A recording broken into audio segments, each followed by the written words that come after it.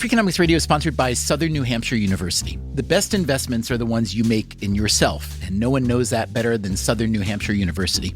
With more than 200 online degree programs, no set class times, and low online tuition, Southern New Hampshire University is built to fit your life today and set you up for success tomorrow. Education is an investment. Why not make it a smart one? Apply for free at snhu.edu/Freakonomics. Freakonomics Radio is sponsored by Hotels.com. Hotels.com gives you access to hundreds of thousands of hotels worldwide. And when you join for free, you can save up to 20% instantly with member prices. Plus, every stay earns rewards. So when you book one trip, you're already lowering the cost of the next one. Hotels.com is simple, rewarding, and designed to help you get more out of every stay. Sign up for free and book today. Hotels.com. It's all in the name. Freakonomics Radio is sponsored by Amica.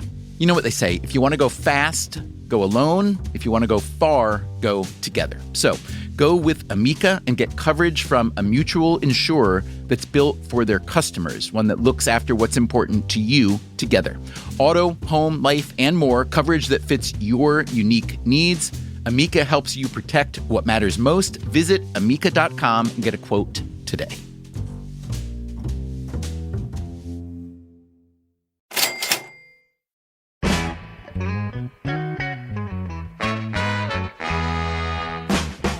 So, Levitt, between college and graduate school, you worked as a consultant. Can you tell us a little bit about that? I did. I worked for a little company called Corporate Decisions, Inc. That sounds so made up. Corporate Decisions, Inc. CDI, and it was a Bain spinoff, which was later acquired by Mercer, and it had 4 partners, and maybe there were 70 or 80 of us young people, and... Was it a job that you were excited to get, or was it kind of a fallback? No, it was a great job. I had trouble getting jobs because I'd never really worked. And the fact that I had spent my summer before my senior year of college, when most students were doing internships, I had decided the right thing to do was to go start a little horse racing gambling hedge fund and to lose all the money of my investors in the previous summer. Didn't really speak to many of the employers. And so it turned out it was harder to get a job than I thought. But the thing is, the CDI, they actually took that as a positive, that I'd had the initiative and the chutzpah to go out and lose a bunch of money at the racetrack. Okay, so you got a job at Corporate Decisions, Inc., and what kind of consulting were you doing? What kind of firms were you going into? Strategy consulting, so I worked mostly on pharmaceuticals while I was there. And how much did you know about pharmaceuticals generally before you got there? I knew that you could buy aspirin at the grocery store.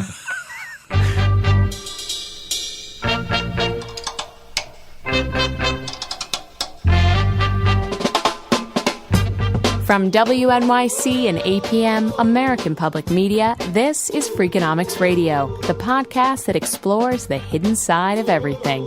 Here's your host, Stephen Dubner.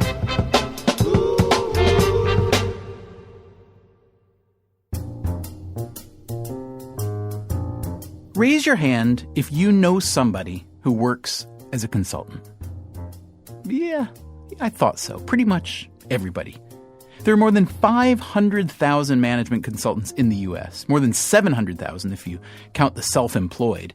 And there are even more on the way. The Bureau of Labor Statistics estimates that the consulting field will grow another 22% over the next decade, which means there will be more new jobs for consultants than there will be for computer programmers or lawyers. Now, how does consulting pay? Quite well, thank you. A median salary of about $78,000. That's more than architects, post-secondary teachers, and a lot of scientists and engineers. So, if you're Steve Levitt, that's my Freakonomics friend and co-author, who was telling us earlier about his first job at Corporate Decisions. Or more precisely, if you're like Steve Levitt was 20 years ago, a bright new college graduate not quite sure of the next step, then consulting looks pretty good. In fact, at his alma mater, a certain school up in Boston, 11% of the 2012 graduating seniors become consultants. with another 11% going into finance. The only more popular destination, at 17%, is graduate and professional school. I did not go to a top school and did not get snapped up by one of the top firms to be paid obscene amounts of money to say relatively straightforward things. Oops. That's Robin Hanson, an economist at George Mason University. He's a little bit skeptical about the value of consulting. Okay, so it makes perfect sense that sometimes companies will want to get outside advice about stuff, how to do things, how to change things. And of course, those companies have to hire somebody. So it makes sense that the people who do that should be knowledgeable and somewhat intelligent and experienced. But what we see in the world, I think, is companies willing to pay a lot for management consulting advice if it comes from a few really top firms that everybody knows the name of. When Hanson talks about the really top firms, that means the big three in the consulting world: McKinsey, Bain, and BCG, or Boston Consulting Group. They tend to get a lot of the glamour jobs, offering strategic advice to the biggest and most important companies in the world, and they charge accordingly. And then you've got industry workhorses like Accenture and Deloitte, which are a little bit more likely to give operational advice, how to restructure a division or make a factory as efficient as possible. There are thousands of consulting firms out there, very big and very small, but according to industry experts, the top 25 handle the bulk of the work, which generates hundreds of billions of dollars a year in global revenues. But to Robin Hanson, at least, the numbers don't quite add up. Two puzzles stand out. One is that people who are closely involved tend to say that the advice you get isn't spectacularly insightful. It's often puzzling why companies pay often millions of dollars for sort of generic, straightforward advice. If you had asked around in your company, you would have gotten some similar advice.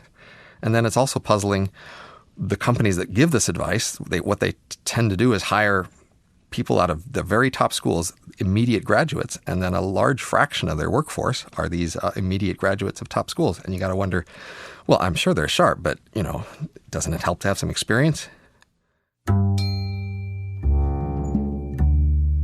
In today's episode, we'll try to answer some of Robin Hanson's questions, like, are consultants worth the money? But let's start with the basics, like, what does a consultant actually do? I had conversations with sort of fellow consultants and associates, and their advice was that 50% of the job is nodding your head at whatever's being said.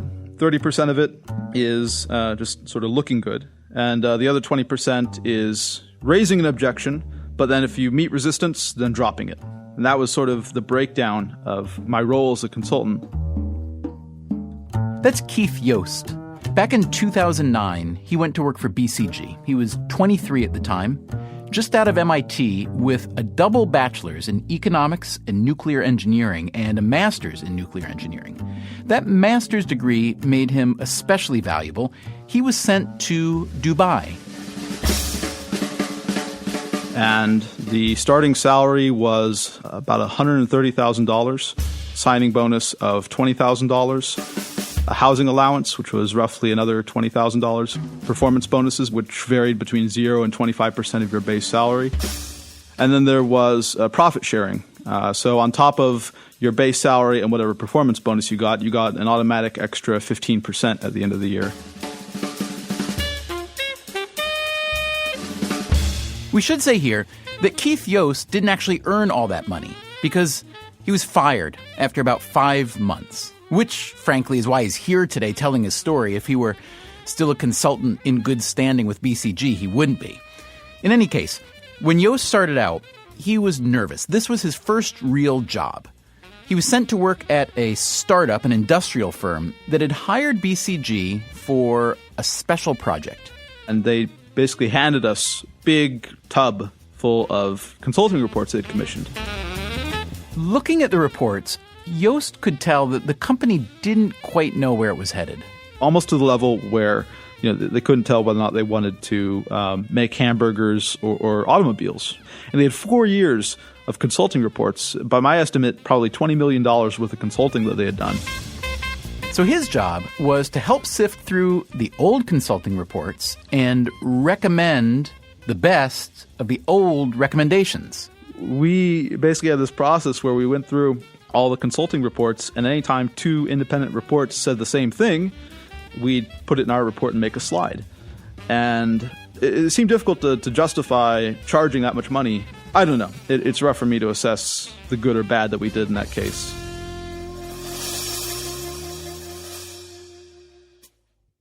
Clients should not hire management consulting companies just because they don't know what to do. That's Tracy Entell, Chief Human Capital Officer and partner at Booz & Company. Booz & Company is one of the biggest and oldest consulting firms in the United States. In the 1950s, it helped MGM cut filmmaking costs. In the 60s, Booz worked with Lockheed Martin to build a better nuclear sub. More recently, Booz helped General Motors try to spiff itself up during the government bailout. I think that companies hire us when they have a really hard problem to solve, and they're looking for a team of people who will connect with them, who will understand them, and who they have confidence in terms of helping them craft a problem. And Tracy, let me just ask you, tell me what you find to be the most common negative stereotypes of management consulting, and then dispel them for me. I think the most common myth about management consultants is that all we do is cost cut. So the Up in the Air movie, which I quite enjoyed, but didn't seem like the profession I was in. And I would say that cost cutting is certainly part of management consulting. But, at Booz & Company, we think about cost cutting as a step in order to grow stronger and gain or regain competitive advantage in your industry. So I just want to help listeners understand the specific functions that management consultants serve. If you would, just play along with me a little bit in some parallel thoughts. So, for instance, if you could compare consulting to a few other professions, tell me, in what ways is a consultant like, let's say, a doctor? A consultant is like a doctor in that they need to be able to connect with the person that they're talking to and try to understand perhaps the underlying need versus the presenting need. Similar to the way a patient might come into a doctor and talk about a presenting injury, but it might be something quite different that is the underlying reason. And that is a very common occurrence in consulting, where the consultants need to really understand what the question beneath the question or the problem beneath the problem. What's the symptom and what's the cause, in other words, yeah? That's right. How is a consultant like a therapist? A consultant is like a therapist in that they often are asking a client a set of questions that help them achieve a self-discovery around the answer to that question in a way that enables them to own the answer and drive the change from within their company. Okay, and one more. How is a management consultant like, let's say, a golden retriever, man's best friend?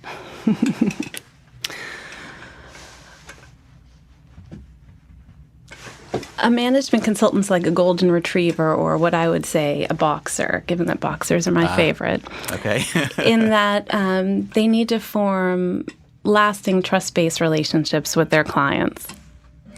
You are good, Tracy. You are. I see why they sent you.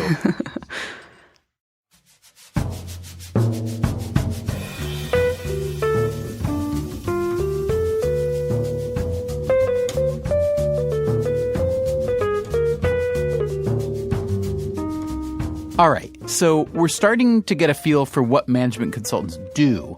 Next, we look into the harder question. Does it actually work? The answer we found quite simply is yes, massively. That's coming up on Freakonomics Radio.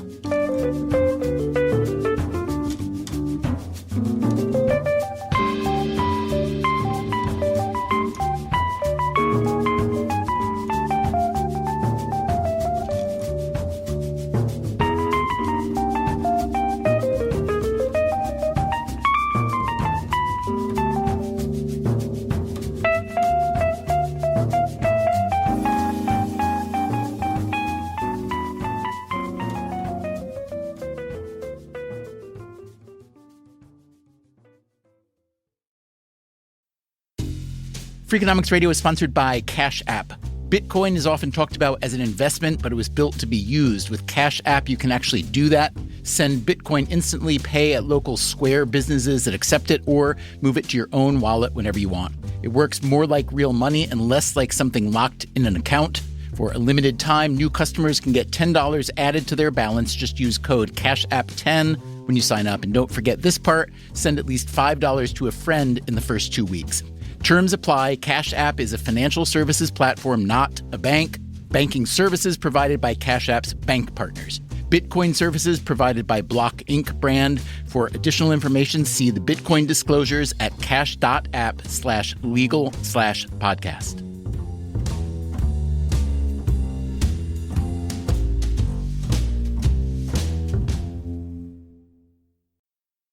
Freakonomics Radio is sponsored by Figure. Did you know that 40% of homeowners own their home outright? If that's you, don't let your equity sit idle. Tap it with a home equity line of credit. Figure, the #1 non-bank HELOC lender in the U.S., helps tap equity you've built in your home so you can do things like tackle a renovation or pay down debt. HELOC is a line of credit secured by your home. You can draw what you need, repay, and draw again. Figure offers a 100% online application. Get approved in 5 minutes and funding in as few as 5 days. It's faster than a bank loan and cheaper than a personal loan. Check your rate today without impacting your credit at figure.com/Freakonomics. This post is sponsored by Figure, NMLS ID 1717824. Figure is an equal housing lender. For more information about their licensing, visit nmlsconsumeraccess.org. Figure's HELOC is subject to credit approval and terms apply.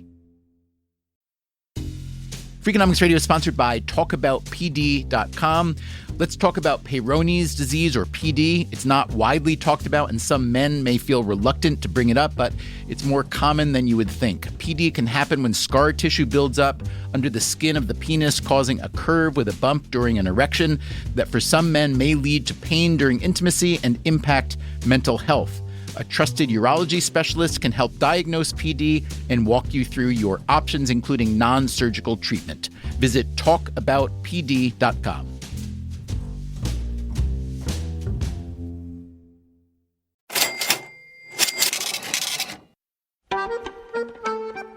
From WNYC and APM, American Public Media, this is Freakonomics Radio. Here's your host, Stephen Dubner. We are talking today about management consulting. It is a massive industry and massively misunderstood. We're asking some basic questions. Who are these consultants? What do they actually do? And most important, does management consulting work? But before we plow forward, let's take a giant step backwards. Let's find out how consulting was born. Americans were always worried about the power of bankers and about the power of monopoly and what those kind of experts might do for competition. That is Christopher McKenna. He is a business historian at Oxford University. And particularly after the great crash of 1929 in the Depression, they grew particularly worried about the power of banking. And so they famously passed a series of laws in the 1930s, Glass-Steagall being the most important of them, which separated investment and commercial banking, but other related banking acts. And all of those laws, we know, led to a series of professions, in effect, because as commercial bankers and investment bankers broke apart, investment banking grew rapidly. Once you were required to have quarterly and annual financial reports, auditors also grew rapidly. But what's less understood is that management consultants also emerged from this. And they came out of a mix of actually accountants and bankers, because they would have worked for bankers, they would have been inside the banks, but all of a sudden they were prohibited from being inside either the commercial or the investment banks.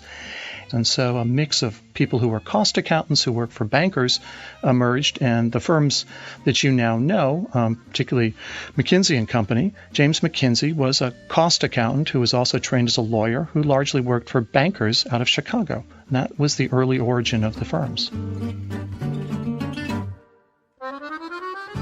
So, as Chris McKenna sees it, government regulation written to prevent conflict of interest among financial firms gave rise to this new profession, management consulting. Although, as we'll learn in a little bit, it's not exactly a profession. But let's get back to McKenna talking about how consulting works today.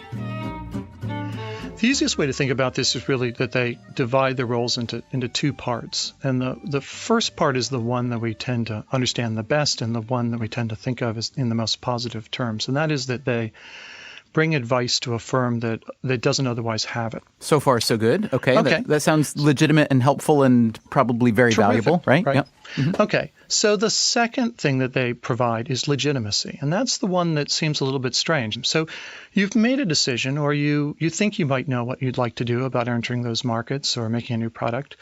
And instead of just going ahead and doing it, you hire the consultants to confirm what you already thought. And those consultants come in and they say, yes, you're right. Or even imagine you're having a political fight within the firm and both sides hire consultants. And in fact, they both produce reports and somebody wins that fight with the help of that extra amount of knowledge from outside. Now, Chris, you've written a book that is called The World's Newest Profession, Management Consulting in the 20th Century, from which one would infer that management consulting is indeed a profession. Is that a fact? Is management consulting, in fact, a profession? So there's a double entendre in the world's newest profession, right? Because your first thought should also be the world's oldest profession, which is prostitution, which I think we can all agree is not actually a profession. And if you think about it, partly it's because anybody can call themselves a consultant. There's no actual requirement that you take a state-certified test. There isn't actually a requirement that you take a particular educational regime to get there. There isn't necessarily a centralized body of knowledge. It's not clear that there are particular journals that you have to read.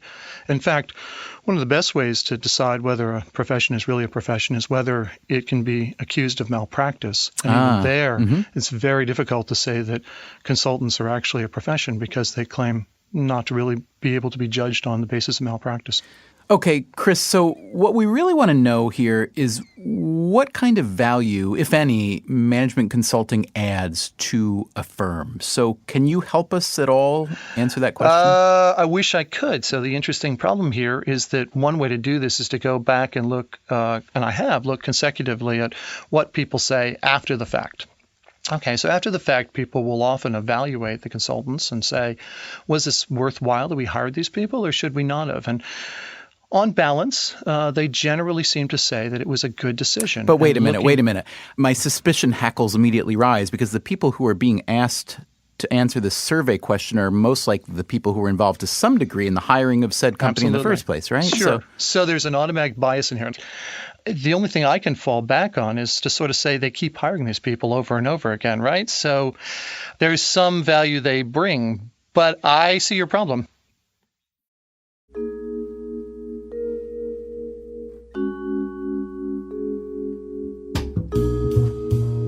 So how can you tell whether management consulting is effective, if it works, if it's worth the money? That's hard, in part because most big companies do use consultants, and what you'd really want to do is take maybe 100 of those firms and tell a randomly selected half of them to keep using consultants, and the other half to stop, and then measure what happens. That's not very likely, right? But it would be a good way to find out if consulting is really effective, to run a real randomized experiment. The experiment took place out in India, in Bombay, the commercial capital, in large textile firms. That's Nick Bloom.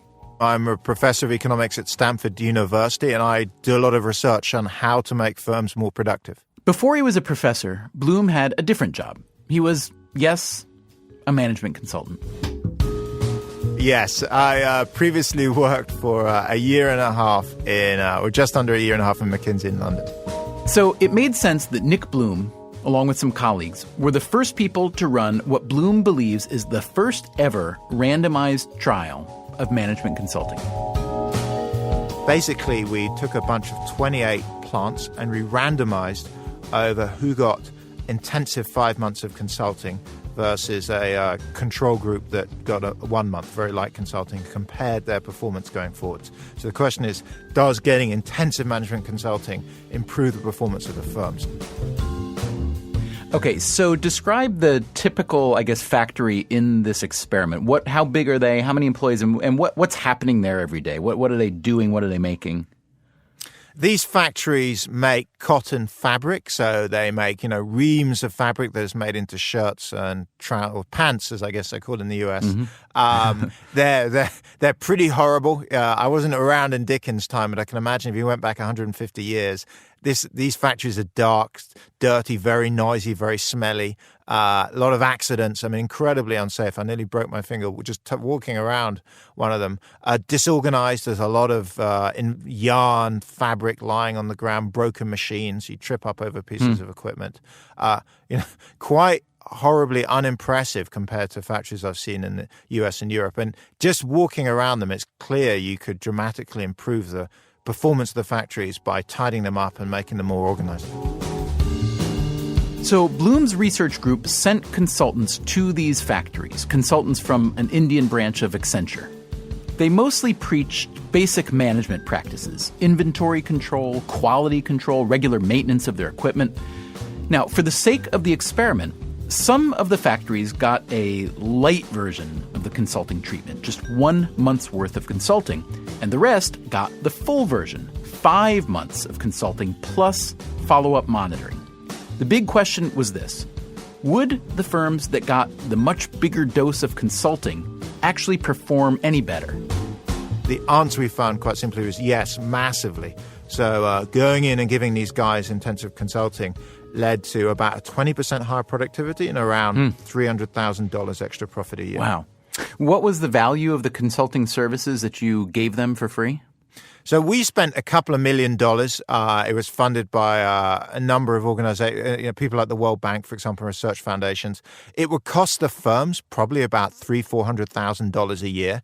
It improved their profits by about $300,000 to $400,000 a year in the first year. So for them, after the first year, they're broken even. So what you were offering here was hardcore operational advice and then kind of monitoring, it sounds like, which had a huge effect, you say.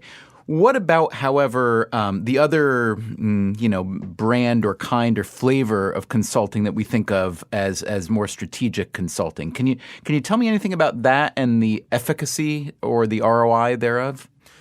Sure. So there are really two types of consulting. There's operational consulting, down on the factory floor in the shop type improvements. That's probably 95% of the industry. Most of it's done by firms you never heard of. Yeah. And those guys is very much like, seasoned, gnarly ex-manufacturing managers that have spent 20 years working in Ford, are real experts, and are now getting paid as consultants to hand out advice. That stuff typically has pretty big impact. Yeah. Because you're paying someone to give them, long-earned advice. Mm-hmm. And then there's the very small elite end strategy consulting, about 5%, and that's much more helping CEOs make big decisions. So I'm in charge of, a peanut company. Do I enter into cashew nuts? Do I make peanut butter? So this is going to be some senior manager in a big retail firm decides, she wants to extend the brand, maybe move into Mexico. She's used consultants from, say, Bain for the last 5 years. She's had good experiences. It's turned out to work well. She'll go back to Bain again. Often it's the case that she herself is, ex-Bain. It's why she started working with them. I think it's very hard. It's like the value of all good advice. When I go to my doctor, I keep going back because I like my doctor. Could I do a scientific valuation? No, not really, but I have my own sense. It's a repeat purchase based on did you like it last time? Looking around at the economy in the U.S., what industry here would you think is most in need of empirical consulting, let's say? Coming in, finding through a randomized set of experiments what best practices actually work, letting consultants do that work, and then implementing them. Where would you love to unleash it if you could? So I would love to do something in healthcare. There's a revolution going on in healthcare now with lean management. There are hospitals like Virginia Mason up in Seattle, for example, that have reduced patient death rates by about 25%, reduced waiting lists by 50% by putting in place lean management practices. Incredibly successful. And the question is, how can we roll this out? And how can we persuade the rest of the industry this works? Now, one would think, however, in an industry like healthcare in the U.S., that these best practices would spread like wildfire. Why, in your view, aren't they? Many hospitals aren't facing that much competition. They're the only hospital in their area. They have a pretty captive audience. It's a bit of effort to improve management practices. It maybe involves a bit of risk, so why bother? So, Nick, are you saying that a typical hospital, let's say, has a smaller incentive to hire a consultant, therefore, who might spread best practices because that hospital faces less competition than the typical, let's say, auto manufacturer? Yes. If you're an auto manufacturer, if you're making, fasteners, you're probably competing with 50 companies around the world. It's brutally competitive. If you're not well run, you're out of business. If you're a hospital, and particularly in rural America, you probably have a captive market of people around you. If you're not very well managed, well, you may lose a few patients, but in terms of impact, it's nowhere near as much as your entire business going out. So competition, we see time and time again, tends to drive better practices.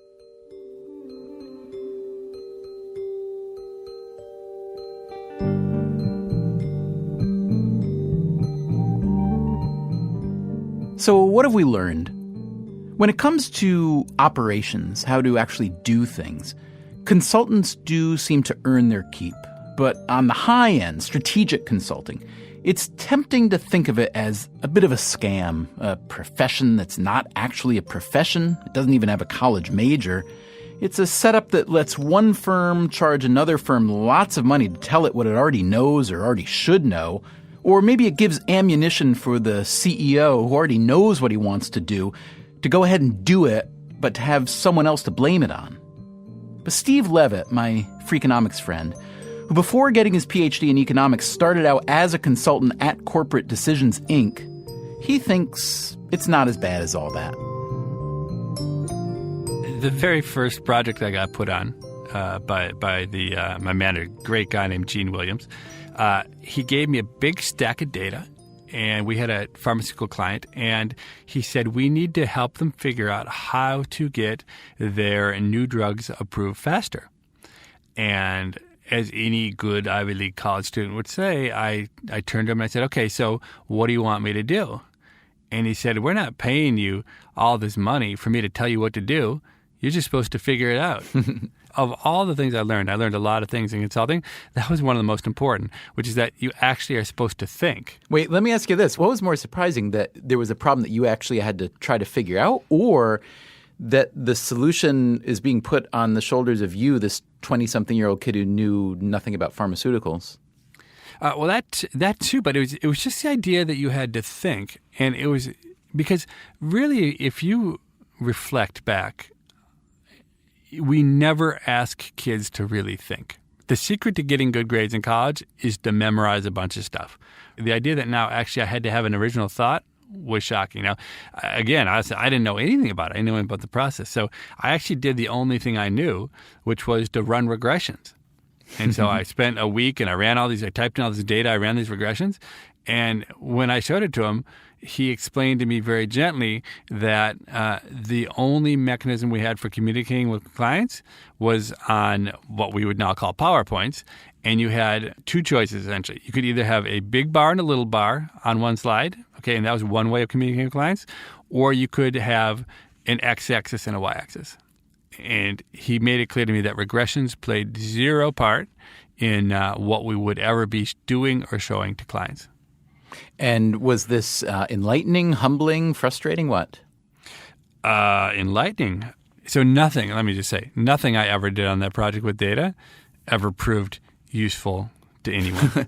But the other thing I learned at consulting, which was incredibly valuable to me, is that I had always been the kind of person who just thought the data could answer any problem. But ultimately what I learned is that the way I could be most valuable was by just walking the halls and becoming friends with the people in the organization, which, as you know, is completely antithetical to everything I believe in, talking to strangers and being nice to people and having social interactions. So it was very difficult for me to do, and very, I wouldn't say unpleasant, but very not me. But that turned out to be the magic potion, is that I learned things just by listening to people. And in some sense, the lower in the organization, the better. That allowed me to understand what was actually going to make the project work or not. And that is a lesson I will never forget because it completely and fundamentally changed my own view of business. And so as I, believe it or not, returned to consulting 20 years later, running a little firm called The Greatest Good, I think I have this incredibly deep appreciation for that the people in the middle and the bottom of the organization absolutely know what's going on. A lot of times when the people at the top have no idea what needs to be done.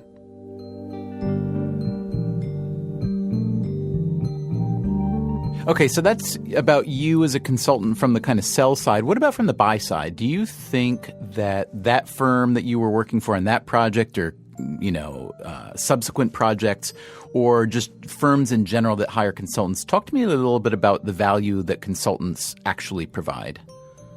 The question is, can a really talented generalist come in and help a bunch of specialists?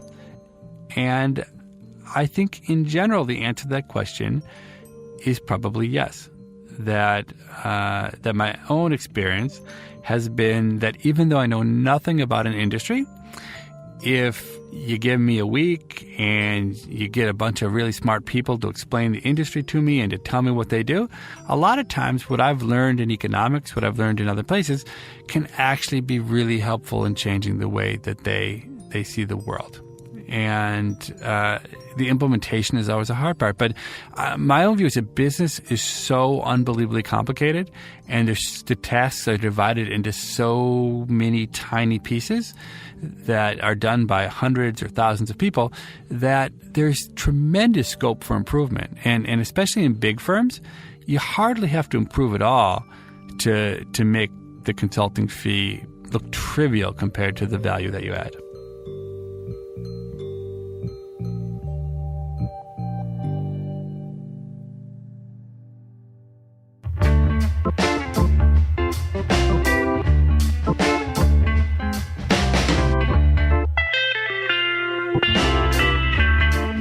It'd be easy to say that Steve Levitt, based on his own consulting past and present, has a positive bias toward consulting.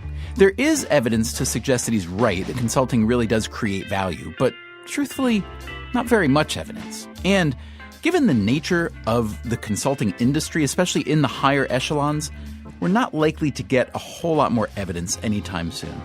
But I will say this, management consulting is a perfect fit for our times, for an era in which we increasingly bring in experts and defer to them, whether it's in order to gain legitimate wisdom or just plausible deniability. We seem to like to be told what to do. Now, can I prove this? Well, I believe I can. I'm going to try my own experiment right now. I'm going to tell you exactly what to do, and you are going to do it. Okay, ready? I want you to stop listening to this program right now because it's over. Hey, you did not listen when I told you to stop. Personally, I applaud your defiance. I don't like being told what to do either. So to reward you, we'll tell you about the next episode of Freakonomics Radio. It is a heartwarming story about a bunch of economists. Seriously, economists who volunteer their time to help charities analyze their data. They're in England. They're called Pro Bono Economics. For us, the pitch of Pro Bono Economics is that economists are better with a spreadsheet than they are with a paintbrush. And you should marry them up, those economists up, with a spreadsheet to help a charity rather than give them a paintbrush to paint a hut. That's next time on Freakonomics Radio.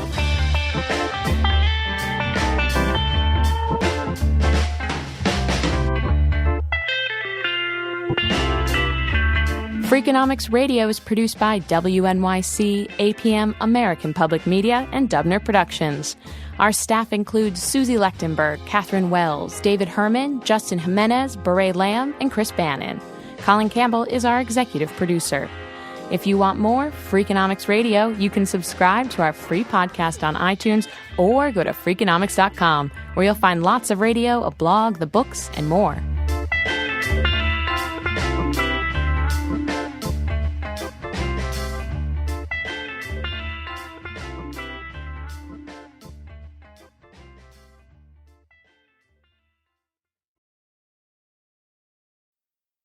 Freakonomics Radio is sponsored by Ozempic. Innovation happens through rethinking what's possible, and when it comes to GLP-1s, Ozempic pill does just that. Learn more about Ozempic semaglutide tablets, 4 and 9 milligrams, by calling 1-833-OZEMPIC or visit Ozempic.com to view the medication guide and ask your doctor what's possible with FDA-approved Ozempic pill.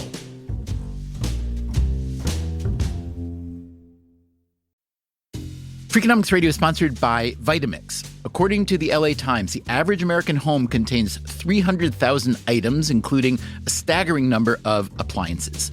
All those gadgets, just clutter. But there's one tool that delivers what a dozen others only promise. From pureeing to chopping, Vitamix blenders bring the power of an entire kitchen to your countertop, offering enduring performance and precision you can count on. In a world full of clutter, do more with less. Visit Vitamix.com and shop now. Hi, I'm Angie Hicks, co-founder of Angie. From roof repair to emergency plumbing and more, when you use Angie for your home projects, you know all your jobs will be done well. Angie, the one you trust to find the ones you trust. Find a pro for your project at Angie.com.